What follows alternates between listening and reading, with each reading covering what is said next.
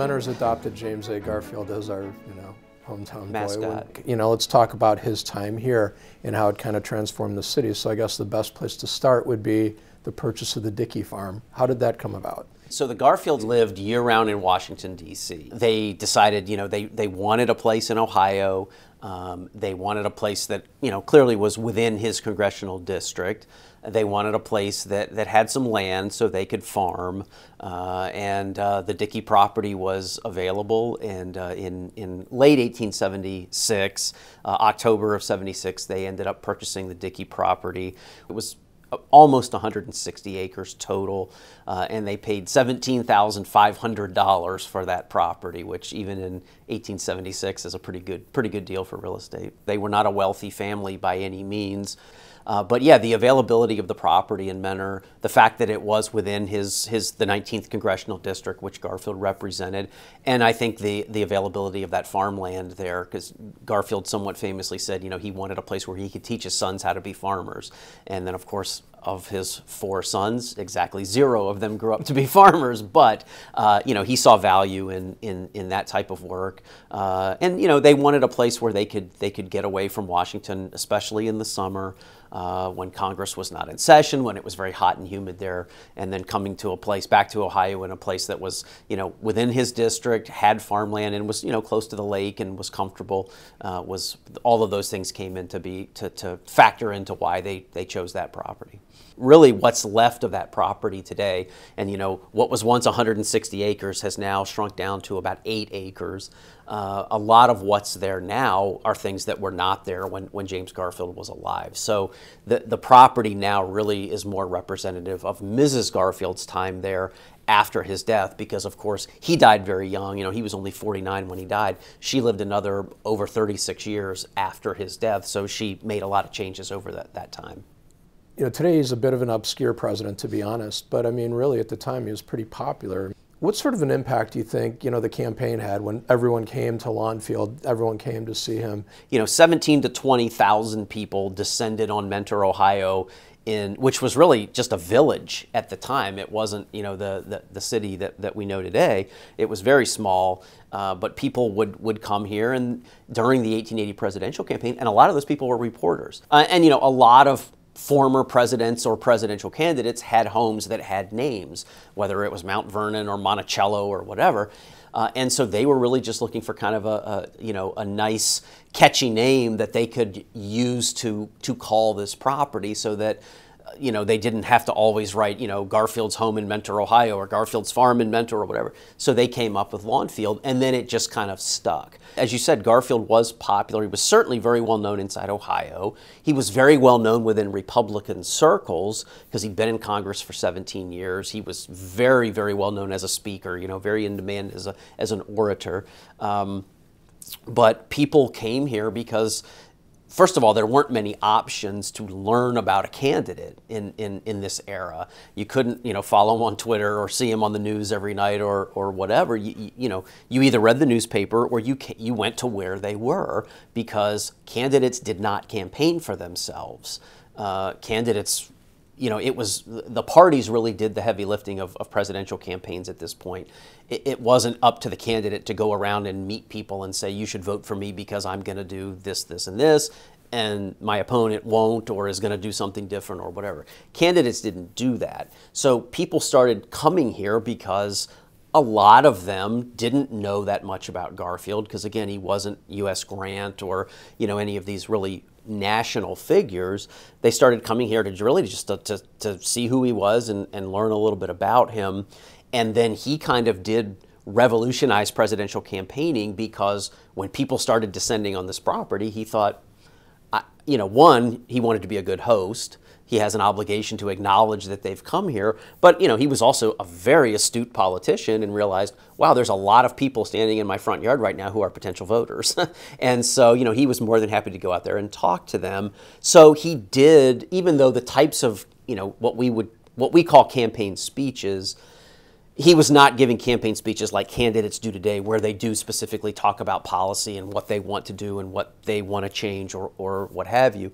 He was really talking about the need for the Republican Party to be retained in power. The Republicans were the party of Lincoln, the party that was loyal to the Union, the party that was responsible for the abolition of slavery.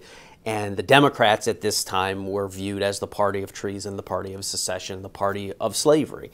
The Garfield property had tracks that actually went through the property.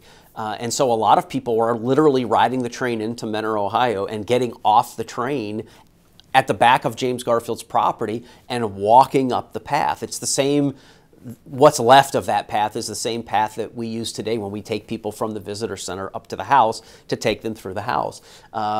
So people would get off the train at the back of the property, they would walk up the path, and then they would hang around. They would, they would walk through the fields. They would look in the windows. They would, pull things out of the ground to take home as souvenirs. The Garfields, I mean, really, they almost became like prisoners in their own home because there were just so many people hanging around that, especially Mrs. Garfield, she was mortified because this was her home. She had just gotten the property, just gotten the house kind of how she wanted it before, right as he was getting ready to go to Chicago. They were really putting the finishing touches on this major remodel. And so, she didn't want all these people hanging around. She certainly didn't want people coming in the house. So, they kind of, they would look out the windows and just see people hanging around. Some people came and stayed for the afternoon. They heard Garfield speak and they left. A lot of people, reporters especially, would come and kind of camp out almost and just stay for a while.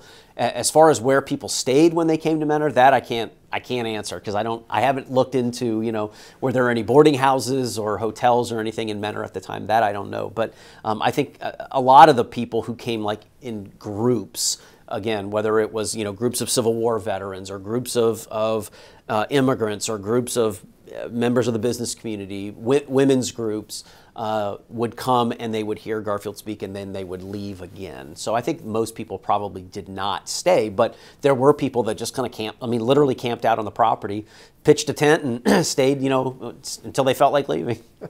One of my favorites, and certainly the most prominent, would be we had in late October, really about a week before the election, there was a large group of black Civil War veterans who came through and had their photo taken in front of the house. And interestingly enough, the very same day that they visited, which was October 25th, 1880, again about a week before the election, that night at Cooper Union in New York, Frederick Douglass spoke to a large group of black citizens and said in that speech, James Garfield must be our president. So, here's this endorsement from certainly the most famous black man in America, one of the most famous Americans of all, and some say one of the greatest Americans to ever live, Frederick Douglass.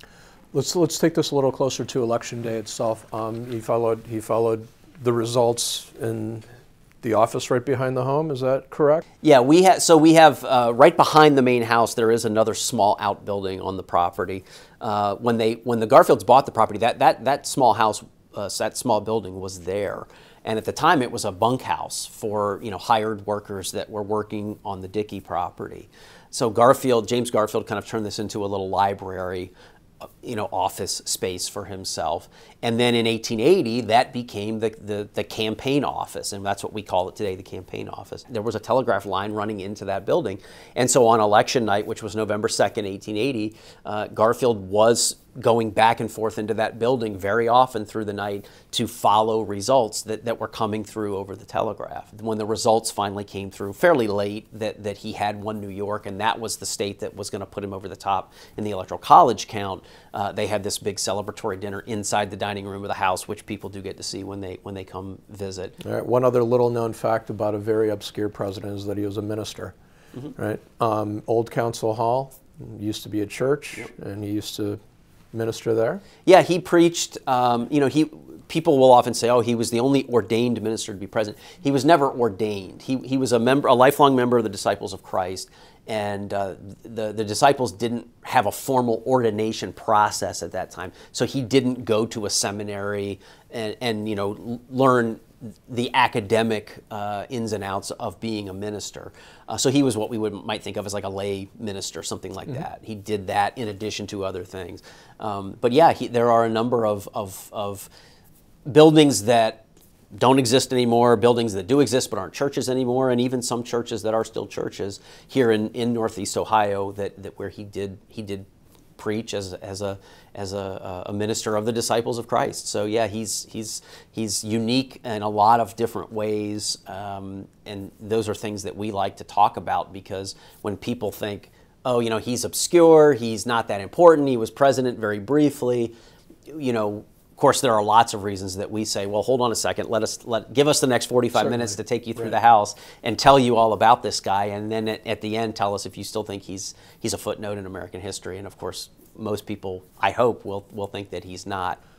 After his death, I guess we can move it forward a little bit. You know, the importance of basically when Lucretia created the library, which is recognized as being the first presidential library in the United States. Can you kind of expand on that a little bit? Sure. So again, after the president's death, and of course, you know, Garfield was shot on July 2nd, 1881, but he didn't die right away. It took him about 2.5 months to die. He didn't die until September 19th. And so the public, the American public, got very wrapped up in this story of what was going on with him every day. People are reading the newspaper every day, trying to find out what's going on with their wounded president, and they're reading the medical bulletins that the doctors are putting out. And of course, the doctors are the ones that ultimately really sealed his fate, because they didn't quite, American doctors by and large weren't quite there yet on germ theory. Had he been shot maybe even 10 years later, Garfield perhaps would have lived. But at any rate, infection was introduced into his body, and that's what ultimately killed him. But the American public didn't know all of this. They only knew that they could read the bulletins in the paper every day and find out what was going on with him. So even though the people around him, like his family, like his doctors, could tell for quite some time that he was declining and was not getting better, the American public was very surprised when he died, because they had been getting this impression that eventually he was going to be fine. So there was this great outpouring then of sympathy and support and surprise even for the Garfield family, because the president died, and again, very, very young, only 49 years old when he died. So they started making donations into this subscription fund. They eventually turned over this $360,000 to Mrs. Garfield, and she used some of that to make a lot of improvements to the home and the property, build out buildings, and also build this beautiful memorial library on the back of the house. And this was her idea of a place to memorialize him, to keep his memory alive for herself and the children, and you know, I think probably to some degree for the country too. The primary thing that she was looking for a place to put was his book collection. You know, he was an academic prior to being in the Army, prior to being in politics. He was a scholar. You know, he loved books on all different types of subjects and had, you know, thousands of books, and she needed a place to put these things. And so she built this beautiful library. And this was not something that was open to the public. This was for the family. But you know, like a lot of really good ideas, it started small and grew over time. When she died in 1918, of course, it then went to the children, and there were 5 Garfield children still living at that point. And they were, you know, not young at that point either, so they started talking about what they were going to do. But there was still someone living in the house at that point, and that was Joe Rudolph, who was Lucretia's brother. He lived in the house until 1934, so he lived into his 90s. He was the last person to actually live in the home. So then when he died, that was when the Garfield children really had to start making some decisions about what they were going to do with this property. And ultimately the decision was they were going to, you know, keep it as a museum to their parents, and they turned it over to the Western Reserve Historical Society, still in existence in Cleveland. And so the Western Reserve Historical Society came into the home and started operating it as a museum. They started around 1936. The National Park Service, the National Park Service, came on board as a partner in 1980. And then the Western Reserve Historical Society left the operation at the end of 2007, and so then at the beginning of 2008 is when the National Park Service took over full operations. Probably the most significant change there is, on the outside at least, is the color of the house. So the gray that the house, you know, is now, a lot of folks here who grew up in Northeast Ohio probably don't recognize that. They remember the house being white. It was white when James Garfield ran for president there in 1880. The gray, Mrs. Garfield painted it that gray color when the library was added in 1885 and 86. At some point then, over the next several decades, it had gone back to being white. And that was what folks local here to Mentor and to Northeast Ohio knew. So in the mid-90s, when the National Park Service came in with $12.5 million to really rehab the property, most of that money went into the house, of course, to make sure the house was stable, to make improvements. And the Park Service also made a very conscious decision to try to make the experience of the house consistent inside and out. So where previously the inside of the house had kind of become, you know, it wasn't specific to any one time period. Some rooms were the 1890s, some rooms were the 1920s. You know, it had been become kind of a catch-all or a hodgepodge, if you will. So the Park Service decided we want a consistent experience here because that will make more sense to people. And so the decision was made to put the house back into the condition that it was basically when the library was added. Because of course we have this beautiful library on the back of the house, and it's always going to be there, so it makes sense to interpret the house as from the period when the library was created. And so the interior of the house was put back to that appearance. And fortunately we had historic photos that we knew how the inside of the house should look. And then the decision was made that, well, if the inside of the house is going to look like this, the outside has to be the same, or it's not going to make sense. It's going to be disjointed. And so that's why in the mid-90s the house went back to the sort of gray with the red roof. Usually when we explain that, you know, people might say, well, I still like the white better, but at least now I understand why. It wasn't just some arbitrary, like, oh, you know, let's throw a dart at a dartboard and see what color we're going to paint the house. The gray actually does make sense for the period that the house is restored to. But it was also during that period that the old carriage house, which really was, you know, close to probably falling down, it was not in great shape, was rehabbed and is now our visitor center. So there was a lot of work done in the mid-1990s that put the property and the buildings into the condition that people see today when they visit. Did the carriage house exist at the president's time? The carriage house was added by Mrs. Garfield after his death. So the carriage house, which is now the visitor center, the windmill that people see when they come down our entrance drive, and then the red house, what we call the tenant house, those are all buildings that were added after his death. We hope that having President Garfield be from, you know, live in Mentor, we hope that a National Park Service site in Mentor is a point of pride for people. We like to tell people, you know, it's pretty unique to grow up with a national park in your backyard. And so we hope that's something that people are proud of. Not only that a president of the United States who is not just a footnote in American history, who might have been a very effective and very impactful president had he been given the opportunity to serve a full term or 2 terms. We hope it's a point of pride for people that he lived in Mentor and he campaigned for the presidency from Mentor. And that, you know, it's something that people, when they, you know, they grow up and they go off to school or work or military or whatever they do, you know, that they're proud that they come from a place that has a president lived, and that they're proud that today the National Park Service is here in Mentor and we are part of the community.